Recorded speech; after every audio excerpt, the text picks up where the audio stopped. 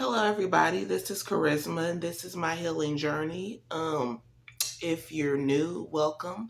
Please like, comment, subscribe. If you're returning, thank you for your support. Um, and continue words of encouragement, affirmation, and just being my support system.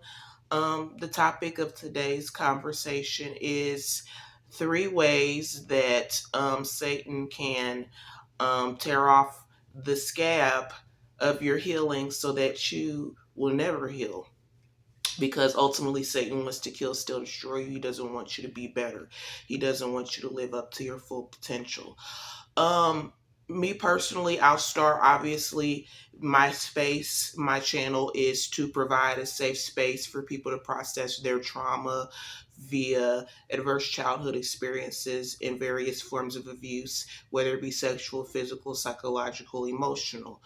And even now, um, people. Number one way Satan will use the people around you to distract you, to get you off balance, um, to make it so that you can't progress. And he does it in tricky ways, oftentimes disguising himself as an angel of light. I definitely have a specific experience that resonates with me. And I'll just talk about the experience, what I've been going through lately, because I've been going through it.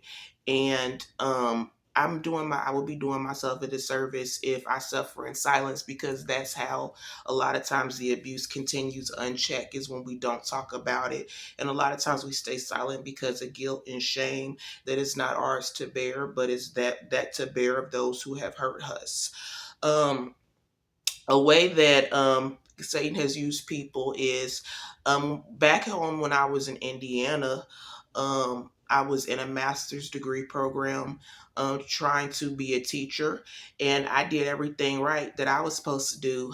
I had straight A's in this program, and the owner of the organization and the foundation is geared towards helping people of color, specifically Black people, to be in education, because statistically 98 95, 96, 97% of teachers are white. That and that's a problem, especially when you're going into communities where they're mostly servicing children of color, and there's a disparity in how children are getting treated. And I've honestly been in the school systems in Indianapolis and where I'm at now in the Philadelphia area, and I'll tell you firsthand, children, Black children, these teachers are treating our children like total and complete trash, talking to them any type of way, punishing them unchecked. So it's definitely a need for the program. But what ended up happening is the owner of the organization, um, when I was fleeing my domestic violence situation, I had to leave. I left everything. Um, and you hold on real quick. Oh goodness. I'm gonna have to just hold. Hello, I'm having technical difficulties with my camera, with my ring light, with everything. Just Satan doesn't want this message to get out, but I'm going to speak on it because it's important and it needs to be spoke on. And what ended up happening was I ended up leaving everything. Um and I didn't tell the owner of the organization. Ghosted the organization because it was a couple of interactions with the owner of the foundation that he let me know that he wasn't for me, that he didn't have my best interests in mind. And I was afraid that if I told him, look, I'm moving, I'm not going to be in this program because I'm moving, then I felt like he would have tried to convince me to stay in Indianapolis, and Indianapolis isn't a situation that I want to stay in. I honestly, it was an act of resistance for me to do what was best for me, because all my life I've been doing what people wanted me to do, what people said I had no choice but to do. And I lacked autonomy within myself because my choices had been taken away from me through the rapes, through the abuse, through just people just downing me, mistreating me, telling me I'm nothing, telling me I'm stupid, telling me I'm not worth nothing, that I'm just a hoe. I'm just this, I'm just that, and I deserve the stuff that they did to me. So it just made it to where I just felt like I gotta leave. I don't owe him an explanation. He ended up calling me for like weeks and months. He was using other people to call me and contact me to the point where I finally broke down and answered one of the calls and just told him, look, I'm not in town anymore. And the next thing I know, I get a bill from the university saying that I owed them like $2,500. And I was like, oh, well, he's doing that out of spite. You know, it's crazy. But yeah, because how is it that my tuition was 100% paid in the program? Now all of a sudden I owe for the whole semester. Like, what? Make it make sense. And, what could I do? I'm where I'm at now, and you can't get from me what I don't have. So, oh well, that's how I felt. I'm gonna do what's best for me. This is the first time I've ever done that, and I'm not gonna stop just because somebody's mad. Fast forward, fast forward some time later, maybe a year later, I say, you know what? Even though I was doing what was best for me, I feel like maybe I did leave him on the hook. So I went back maybe a month or and a half ago, and I emailed him and was like, I do apologize for just ghosting you and leaving the organization and the program the way I did, but I was in the middle of a domestic violence situation. It was a dangerous time for me, and I had to leave. I had to get out of Indianapolis. And I just want to apologize if I caused you any inconvenience. And I was just coming with the intention to apologize. He contacted me back and said, well, it takes so much strength to tell me what you just told me. If ever you need anything in any capacity, just reach out to me. I'm here for you. And I know that you probably don't believe me, but I mean what I say. And I'm like, okay, thank you. I had no intention of asking you for any money or anything, but I'd be a fool to, turn down help when I'm in dire need of help. I'm just everything. I've lost everything, trying to break free from the oppression and the degradation and just everything that I was dealing with in Indianapolis. I've lost everything. I don't, all of my things in storage, all my furniture, the majority of my clothes, my shoes, everything gone because I can't pay it. So they've just auctioned it off. And I'm behind on my rent. They're gonna file eviction. They're not gonna do it now. But like I told the leasing office, I don't have the money. I don't. It's that simple. I just started working, and it's, they're, what can I do? They don't want to go through the trouble of filing evictions, so they want to work with me. But my thing is, if I don't get help from outside organizations, it's going to be an endless cycle of being late and being behind. And I don't think I deserve that. I don't think that God has brought me out of the things that He's brought me out of to just face this. And so I broke down and I asked him for help. And he said he would. He even sent me a direct deposit form. It had me fill it out. And got my address information. Only after I did that, I get an email from the organization saying, oh, you don't qualify for any financial assistance and we're not going to help you. And I guess that's his way of getting back at me and seeking revenge on me and kicking me when I'm down.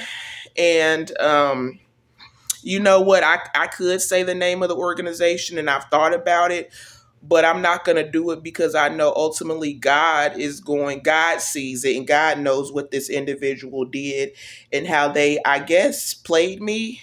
It was just a long over a month and a half. Like, obviously, you you led me under the impression that you were going to help me financially. You told me you would. You had me fill out a direct deposit form. You got my address. And now you say, oh, you don't qualify because you're not in Indianapolis. You knew that. I told you that months ago. So it was just a way to hurt me. So that's what Satan does. He uses people in situations when you're vulnerable, when you're at a weak spot, and there are so many people available and willing and open to be used by the enemy, let me tell you. But it doesn't feel good. It doesn't feel good to have somebody do that to you. Regardless if he thinks I deserved it, like, it's not anybody's place to humble another person or to do that to another person who is going through things, who I've broken down and been vulnerable and told you why I had to leave. This is not just for no reason.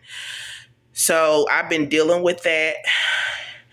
And, so number two, the places. So, how Satan will use, just places, the places, to keep you bound in chains. So, I've been going to this particular restaurant, and there's a club downstairs, and the owner had been asking me, no, you need to come and party with us. And, and I'm down to my last $3.10,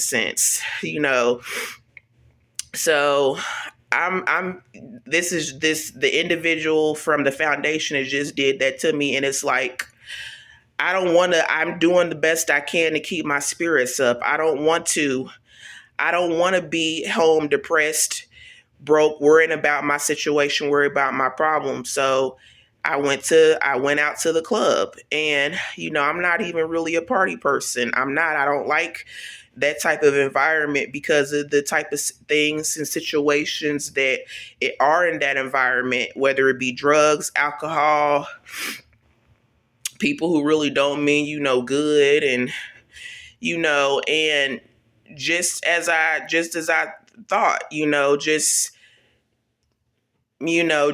going into that, the things, which leads me into another way Satan will try to keep you bound, is through the same methods and points of entry that he's always been able to use. He's going to keep on doing it, and that for me, it's the point of entry has been people have always, attacked me via my sexuality. People have always put their stuff, their depravity, their perverseness onto me. So the owner of the club slash restaurant, I'm in the club, and he's like, well, you need to, basically just want to have sex with me, and I told him, I don't want to have sex until I'm married. And that's the honest to God truth. Like, I need the abuse, the degradation to stop, because every time I do have sex, it's, even if it's consensual, it's some type of trichology. It's some type of, the sex is secondary. It seems like the men use sex as a weapon they weaponize the sex to hurt me, to degrade me, to make me feel worthless, to make me feel like I'm not nothing but what they do to me, and that goes back to the owner of the club trying to tell me that I should have threesomes with his bartender and his security. And I'm like, no, I'm not. Can you please stop talking about stuff like that with me? Because I feel like you're disrespecting me, is what I told him, because it's not cool. If I'm telling you I'm not cool with that, I'm not okay with that, you need to respect that. And he wasn't respecting that. And, just meeting people, like, I've been going through a lot. I've been going through so much that I haven't had the courage to talk about because I feel ashamed, even down to somebody having forced themselves on me sexually not too long ago. And, just like I said, just the same point of entry, so that you can't heal, you can't progress, you can't move forward, you stay stuck. But I say this all to say that the only thing that's going to break off anybody's chains is the word of the Lord. And all I keep doing is praying. Even now, I can give you a praise report. The money that the individual from the foundation promised that they would give me, obviously I didn't get that. But like as I was down to my last $3.10, and that was on a Friday, and then on a Monday I had a deposit into my account for some work that I had done a month prior, on my healing journey, trying to do the work that God has called me to do, which is to speak up and speak out against people being abused. And that money was a direct result of me doing what God wanted me to do. And not only was it timely, it was on time, but it was an encouragement to me to keep pushing, to keep going, and to keep fighting this fight. And, as far as, the things that I've lost everything, all of my material possessions.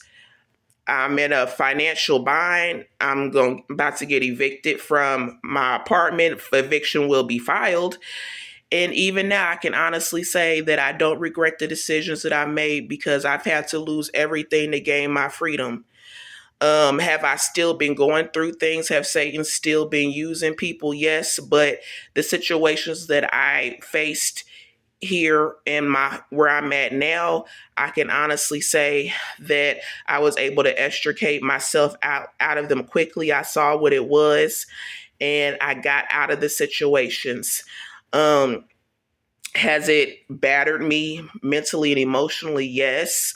But it's also encouraged me to continue seeking the face of God, and to continue pressing forward. That's why I post on YouTube.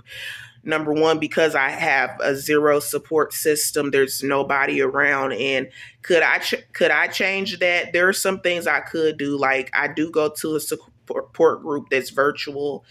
There's a support group in person that I could go to. I could go to church.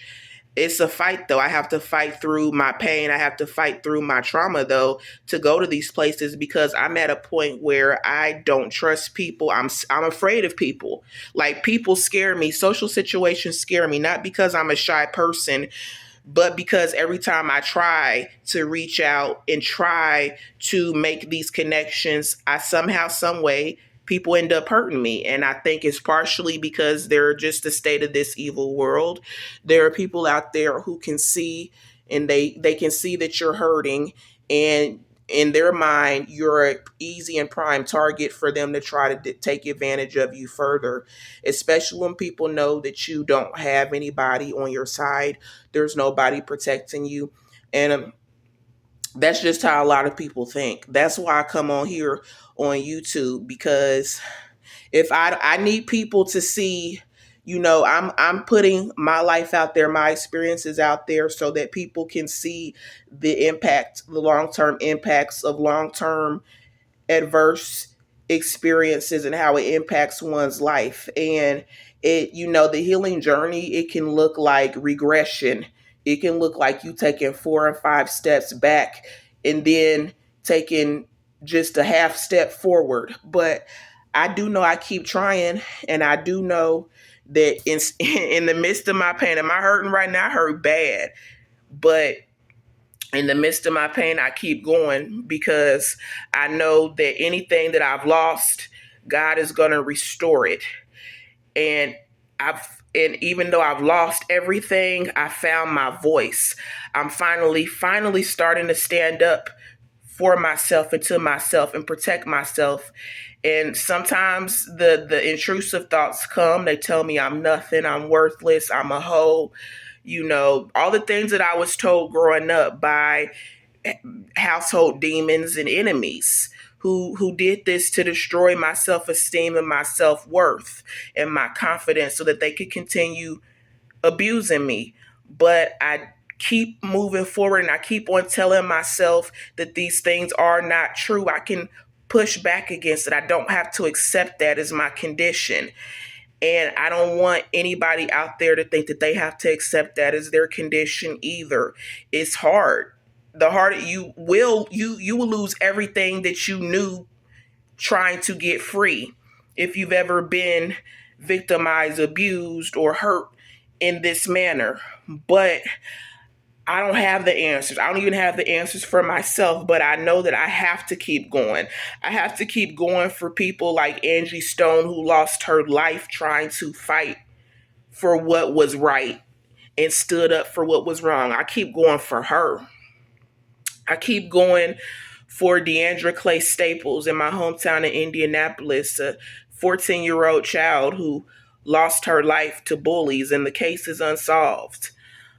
Just because somebody wanted her light to be stamped. And I keep fighting for my grandfather, who, if he could teach me anything else, he taught me how to be strong and stand up on my own 2 feet. And I know he wouldn't want me succumbing to this and believing these lies. And most importantly, I do it for myself because I know I don't deserve the abuse. I know I don't deserve this. So I keep going and I keep fighting.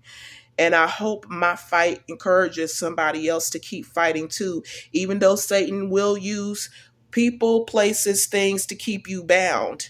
I know God said, who the Son sets free is free indeed. And I know that I am free. But with that freedom comes having to rebuild my life completely and totally from scratch. And God has revealed to me He doesn't want me to have the grave clothes. He doesn't want me to take things from my past and bring them into my new situation, because there's spiritual energy attached to those old items.